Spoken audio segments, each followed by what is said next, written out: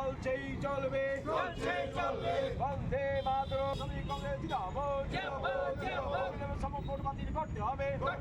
শ্রমিক কৃষক কর্মচারীদের সাথে সমকট বাতিল করতে হবে। শ্রমিক কৃষক স্বার্থ বিরোধী শ্রমিক কৃষক কর্মচারীদের সাথে সমকট বাতিল করতে হবে। এই লড়াই করবে কে? এই লড়াই করবে কে?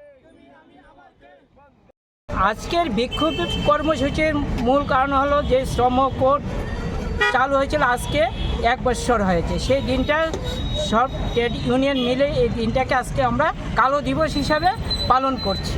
সেই যে 4টা শ্রম কোড সেটা হয়েছে কর্পোরেটদের স্বার্থে।